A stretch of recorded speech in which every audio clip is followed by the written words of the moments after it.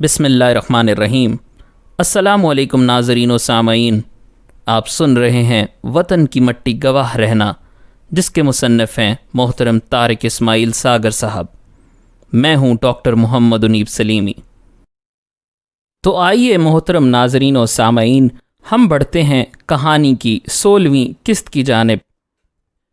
رما جی، بات گھر کی نہیں، گھر کے مکینوں کی ہوتی ہے۔ جس گھر میں آپ جیسے لوگ ہوں، یہ ہمارا گھر نہیں، رما نے ہنستے ہوئے بات کاٹ دی۔ ہمارا گھر تو دہلی میں ہے، آپ جس گھر میں بھی آئیں گے وہی گھر سج جائے گا۔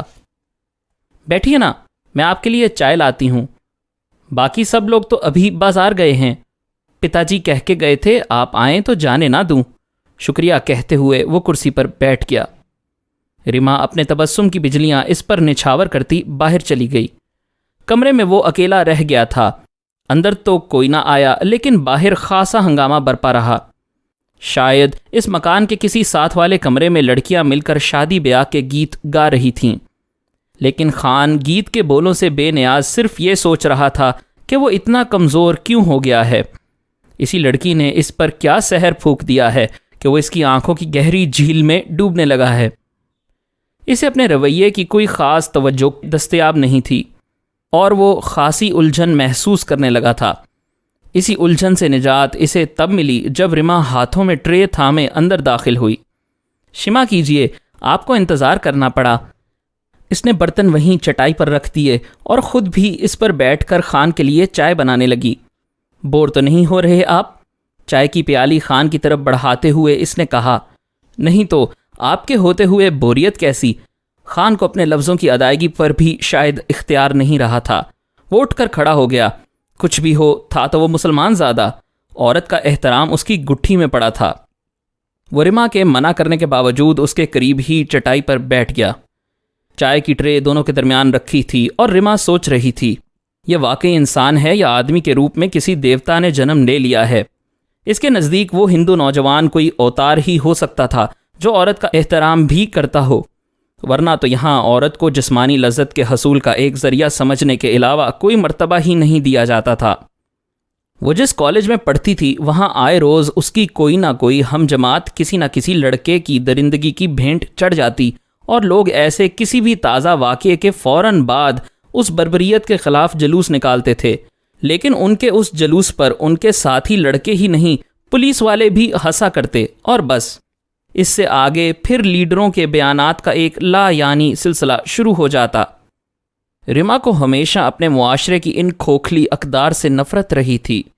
اس کے اندر بہت دیر سے ایک لاوا کھول رہا تھا جسے پھٹ جانے کی راہ ابھی شاید میسر نہیں آ رہی تھی۔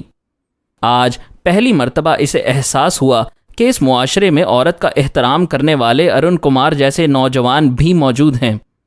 کہاں چلی گئیں آپ رما جی؟ خان نے اسے گہری سوچ کی دلدل سے باہر کھینچا۔ کہیں نہیں، سوچ رہی تھی آپ سے مل جانا ہی میرا سبھاگیہ تھا۔ یہ الفاظ بے اختیار اس کے منہ سے نکلے اور خان کے دل میں ترازو کر گئے۔ میں بھی یہی سوچ رہا ہوں، اسے کہنا ہی پڑا۔ کم از کم اس معاملے میں وہ خود سے زیادہ دیر منافقت نہیں کر سکتا تھا۔ کیا سوچ رہے ہیں آپ؟ نمسکار۔ اچانک ہی آشا اندر داخل ہوئی۔ خان تو گڑبڑا کر ہی رہ گیا۔ ارے تم؟ خان نے جواب میں ہاتھ باندھے۔ کب آئیں تم واپس؟ رما نے اپنی خجالت مٹانے کو کہہ دیا۔ وہ خان کی دلی کیفیت کا احساس بھی کر چکی تھی اور یہ بھی جانتی تھی کہ آشا کتنی شرارتی ہے۔ دیدی، میں تو کب سے آئی ہوں، آپ کی باتیں چھپ کر سن رہی تھی۔ اس نے مسکراتے ہوئے خان کی آنکھوں میں جھانکا جو اس سے نظریں چرا رہا تھا۔ اس کی اس بات پر دونوں کے دل زور سے دھڑکے تھے، لیکن رما جلد ہی نارمل ہو گئی۔ وہ اپنی بہن کو اچھی طرح جانتی تھی۔ اچھا، زیادہ زبان نہ چلایا کرو، رما نے اسے پیار سے ڈانٹ دیا۔ نہیں چلاتی زبان، لیکن جاؤں گی نہیں، مجھے بھی تو ارون کمار جی سے ملنا تھا، اس نے بہن کو چڑھایا۔ کیا حرج ہے، رہنے دیجیے اسے۔ خان بھی اب سنبھل چکا تھا۔ ارے جاتی ہے یا؟ رما نے کھڑے ہوتے ہوئے کہا اور آشا باہر بھاگ گئی۔ میں دیکھوں باقی گھر والے آئے بھی ہیں یا نہیں۔ وہ باہر نکل گئی۔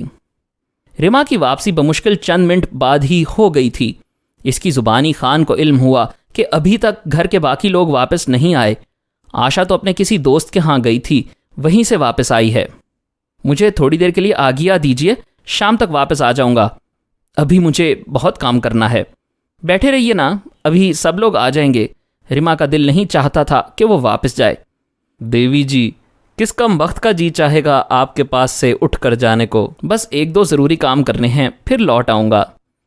رما نے اسے بادل نخواستہ ہی جانے کی اجازت دی اور دروازے کے باہر تک وہ اسے چھوڑنے آئی تھی۔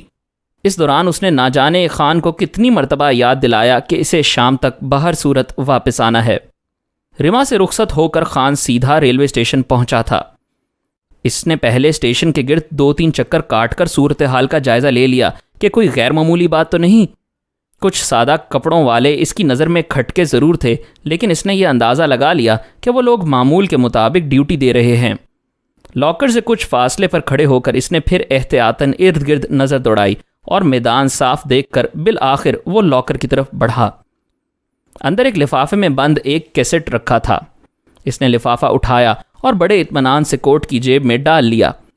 تالا لگانے کے بعد وہ پورے اعتماد قدموں سے مڑا اور کچھ سوچتا ہوا نزدیکی ٹیلی فون بوتھ کی طرف چل دیا۔ تھوڑی دیر بعد وہ اپنے ہوٹل میں فون کر رہا تھا۔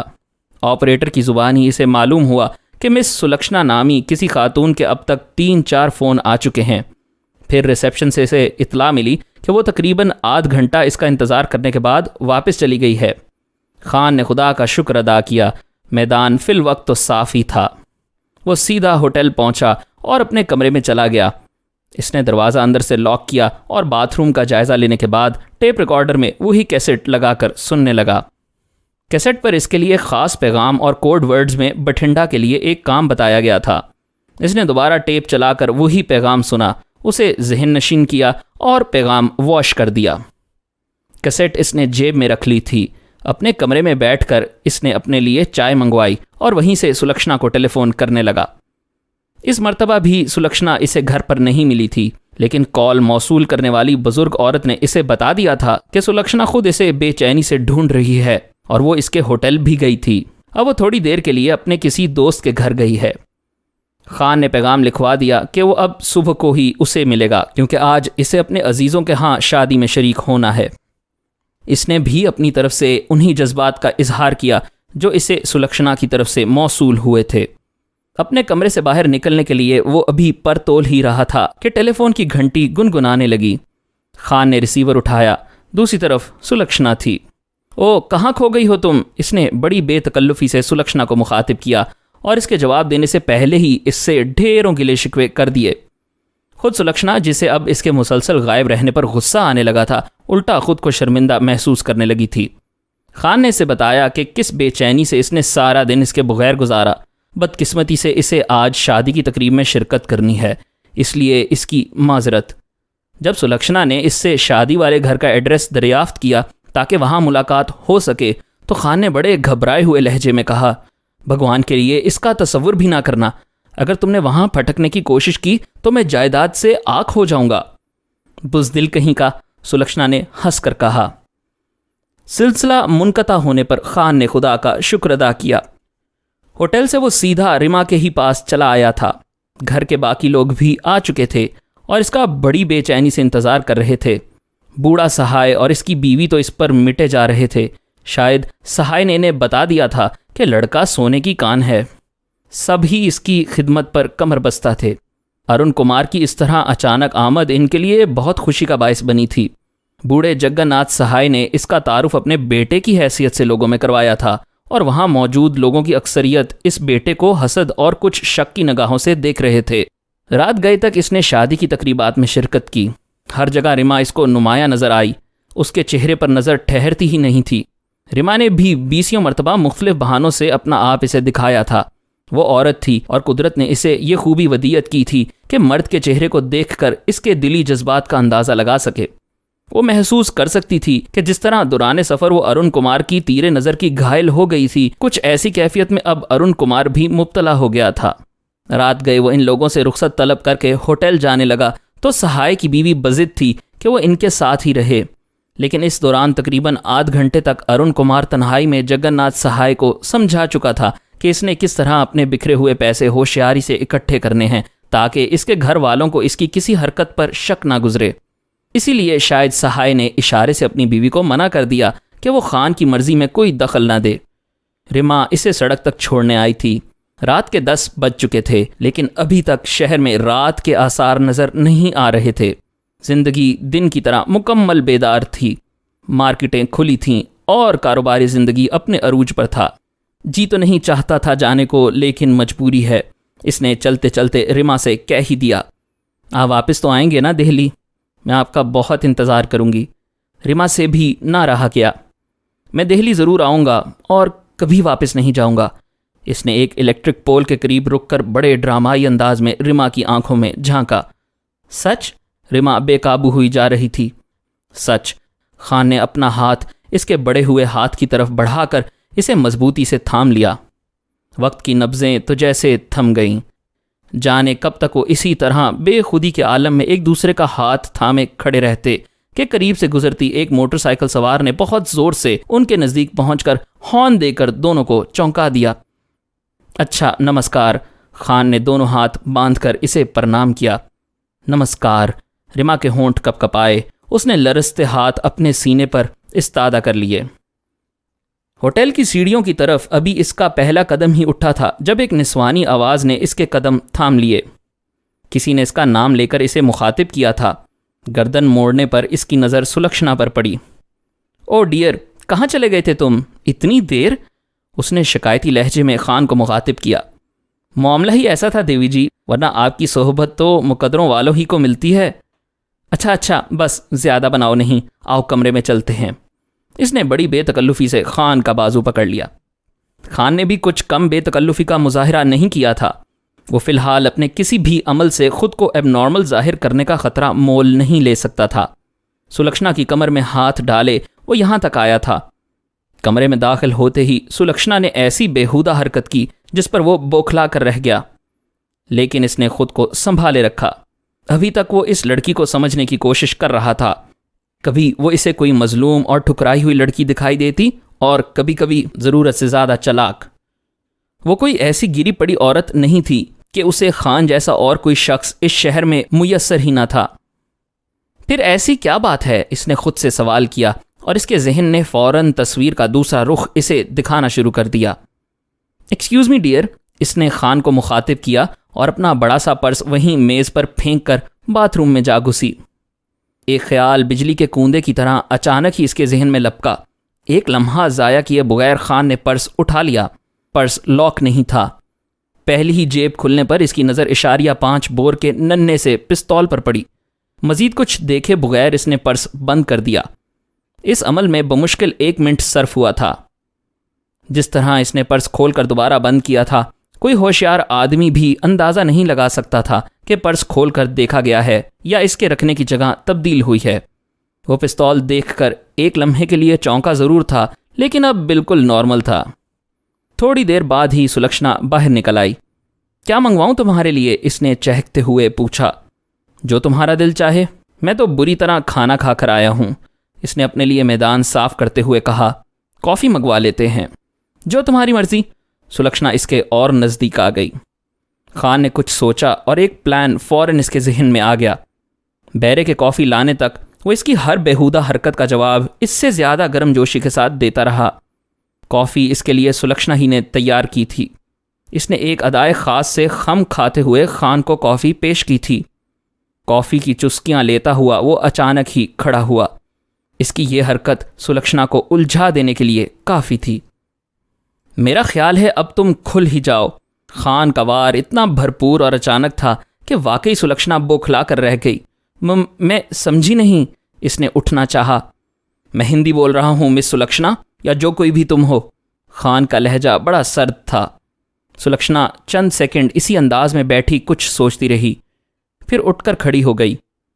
اس کے چہرے کے تاثرات بالکل بدل چکے تھے، اور تھوڑی دیر پہلے تک جو فحشہ پن اور مکاری اس کی شکل سے جھلک رہی تھی وہ غائب ہو چکی تھی۔ اس وقت خان کو وہ کوئی 12 سال کی معصوم لڑکی نظر آ رہی تھی۔ ہاں مسٹر ارون کمار، آپ کا اندازہ ٹھیک ہے، بالکل ایسے ہی جیسے ہمارا اندازہ آپ کے متعلق ٹھیک تھا۔ فکرے کے آخری حصے پر خان کا سارا جسم ہی تو لرز اٹھا تھا۔ میرا تعلق خفیہ پولیس سے نہیں، پہلے تو یہ بات ذہن نشین کر لیجئے، البتہ ان لوگوں سے ضرور ہے جو زیر زمین اپنی سرگرمیاں جاری رکھتے ہیں۔ کمار صاحب، پہلے روز آپ جب بٹھنڈا بس سٹینڈ پر اترے تھے تو ہمارے گروہ کے آدمی کو آپ پر شک گزرا تھا کہ آپ ہمارے کام کے آدمی ہو سکتے ہیں۔ کیا کام کرتے ہو تم لوگ؟ خان نے بڑے سرد لہجے میں اس کی بات کاٹی۔ بہت سے کام، کوئی بھی غلط کام۔ مجھے سب کچھ بتانے کا حکم نہیں، کیونکہ میری حیثیت ان لوگوں کے نزدیک معمولی سی فحاشہ کے سوا اور کچھ نہیں۔ دیکھو، مجھے بنانے کی کوشش نہ کرو۔ میرا گروہ تم سے بھی طاقتور ہے، جس کا ایک ثبوت تو یہی ہے کہ میں تمہیں جان چکا ہوں۔ خان نے اس کی آنکھوں میں جھانکا۔ سلکشنا نے دوران گفتگو اپنے پرس کی طرف سرکنا شروع کر دیا تھا۔ گو کہ اس نے یہ حرکت بہت ہی نامحسوس انداز میں کی تھی، لیکن خان کی عقابی نظروں سے وہ محفوظ نہ رہ سکی۔ زیادہ چالاکی اچھی نہیں ہوگی تمہارے لیے۔ اس نے کافی کی پیالی پکڑے ہوئے دوسرے ہاتھ سے اس کا پرس بھی اٹھا لیا۔ کافی کا ایک لمبا گھونٹ بھر کر اس نے پیالی میز پر رکھ دی اور خود مڑ کر قریبی صوفے پر بیٹھنا چاہا۔ جیسے ہی وہ صوفے کی طرف گھوما، کھڑی ہوئی سلکشنا کے جسم میں حرکت پیدا ہوئی۔ اس نے اپنی دانست میں خان کو بے خبر پا کر اس پر جست لگائی تھی۔ سلکشنا کے پاؤں اور خان کی ٹانگ ایک ساتھ چلے تھے اور ہوا ہی میں وہ واپس پلنگ پر آن گری تھی۔ اسے اپنا پیٹ کٹتا ہوا محسوس ہو رہا تھا۔ خان بغیر کچھ کہے بڑے اطمینان سے اپنی جگہ بیٹھ گیا۔ مزید اقساط سننے کے لیے ہمارے چینل کو سبسکرائب کیجیے اور بیل آئیکن پر کلک کریں تاکہ آپ کو ہمارے نئے اپلوڈز کے متعلق نوٹیفیکیشنز ملتی رہیں۔ ہماری ویڈیوز کو لائک اور شیئر کریں اور کمنٹ سیکشن میں ہمیں اپنی رائے سے آگاہ کرتے رہیں۔